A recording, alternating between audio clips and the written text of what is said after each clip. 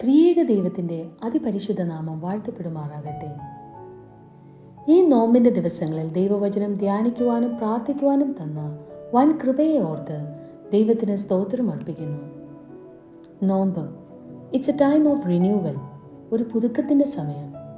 It's a time of repentance, അനുതാപത്തിൻ്റെ സമയം. It's a time of rededication, ഒരു പുനർപ്രതിഷ്ഠയുടെ സമയം. നമ്മെ തന്നെ ശോധന ചെയ്ത് പുതുക്കി രൂപാന്തരപ്പെടുത്തലിൻ്റെ സമയം.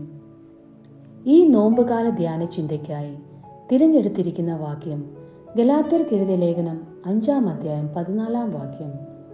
കൂട്ടുകാരനെ നിന്നെ പോലെ തന്നെ സ്നേഹിക്കണം എന്നുള്ള ഏക വാക്യത്തിൽ ന്യായപ്രമാണം മുഴുവനും അടങ്ങിയിരിക്കുന്നു. ഒരു സാധു കൃഷിക്കാരൻ ഒരു കേസിൽ സാക്ഷിയാകേണ്ടി വന്നു. അയാൾ മൊഴി നൽകിക്കൊണ്ടിരുന്നപ്പോൾ ന്യായാധിപൻ ചോദിച്ചു, നിങ്ങൾ എവിടെയാണ് താമസിക്കുന്നത്? അയാൾ തൻ്റെ തെരുവിൻ്റെ പേര് പറഞ്ഞു. വീണ്ടും ന്യായാധിപൻ ചോദിച്ചു, ആ തെരുവിൻ്റെ വലതുവശത്തോ ഇടതുവശത്തോ? ഒരു നിമിഷം മൗനമായി നിന്നതിന് ശേഷം അയാൾ 2 വശത്തുമാണ് എന്ന് മറുപടി പറഞ്ഞു.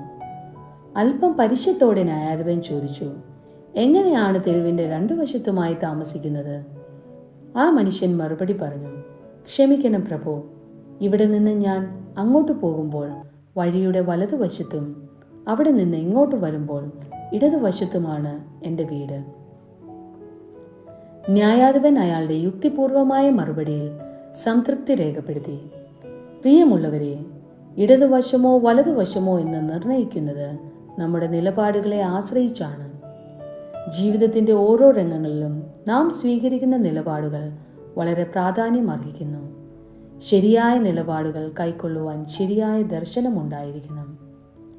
അയൽക്കാരനെ അന്യനായി കാണുന്നതും സഹോദരനായി കാണുന്നതും തമ്മിൽ എത്ര വ്യത്യാസമുണ്ട്! വിശുദ്ധ മത്തായി എഴുതിയ സുവിശേഷം 5-ാം അധ്യായം 46-ാം വാക്യം. നിങ്ങളെ സ്നേഹിക്കുന്നവരെ സ്നേഹിച്ചാൽ നിങ്ങൾക്ക് എന്ത് പ്രതിഫലം? ചുങ്കക്കാരും അങ്ങനെ തന്നെ ചെയ്യുന്നില്ലയോ?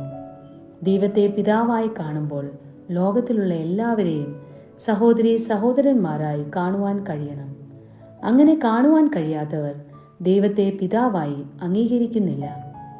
അതുകൊണ്ട് നിങ്ങൾ ഇവണ്ണം പ്രാർത്ഥിപ്പീൻ, സ്വർഗ്ഗസ്ഥനായ ഞങ്ങളുടെ പിതാവേ, അങ്ങയുടെ നാമം വിശുദ്ധീകരിക്കപ്പെടണമേ എന്ന് യേശു കർത്താവ് നമ്മെ പ്രാർത്ഥിക്കുവാൻ പഠിപ്പിക്കുമ്പോൾ എല്ലാവരുടെയും പിതാവ് ദൈവമെന്ന് അംഗീകരിക്കുമ്പോൾ തന്നെ നാം സഹോദരീ സഹോദരന്മാരാണ് എന്നുള്ള വസ്തുത ഇവിടെ അംഗീകരിക്കപ്പെടുകയാണ്.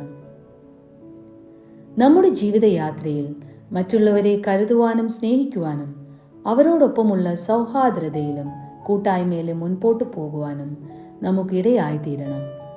പലപ്പോഴും നമ്മുടെ നിലപാടുകൾ മാത്രമാണ് ശരിയെന്ന് സ്ഥാപിക്കുവാനും അതിനുവേണ്ടി യുദ്ധങ്ങൾ നടത്തുവാനും നാം തയ്യാറാകുമ്പോൾ എല്ലാവരുടെയും വാക്കുകൾക്ക് വിലയുണ്ട് എന്ന് മനസ്സിലാക്കുവാനും അവരുടെ നിലപാടുകളിലുള്ള പരമാർത്ഥത അന്വേഷിച്ച് തിരിച്ചറിയുവാനും അവരെ ഉൾക്കൊള്ളുവാനും ഇടയാകുമ്പോൾ മാത്രമാണ് ഈ ജീവിതം അനുഗ്രഹിക്കപ്പെട്ടതായി തീരുന്നത്. തന്നെ പോലെ തൻ്റെ അയൽക്കാരനെ സ്നേഹിക്കുവാൻ ഈ കൊച്ചു ജീവിതത്തിൽ നമുക്കിടയാകട്ടെ. ഈ നോമ്പ് കാലത്തിൽ നമ്മെ തന്നെ ഒന്ന് പുതുക്കി പ്രാർത്ഥനയാലും ഉപവാസത്താലുമാകുന്ന 2 ചിറകുകൾ വെച്ച് നമ്മെ തന്നെ ഒന്ന് പുനർപ്രതിഷ്ഠ ചെയ്യാം. അങ്ങനെ ദൈവം നമ്മുടെ പിതാവെന്നും നാം ദൈവത്തിൻ്റെ മക്കളെന്നും ഈ ലോകം തിരിച്ചറിയട്ടെ. അതിനാൽ ഈ നോമ്പ് കാലം നമുക്ക് ഏവർക്കും അനുഗ്രഹമായി തീരട്ടെ എന്ന് പ്രാർത്ഥിക്കുന്നു.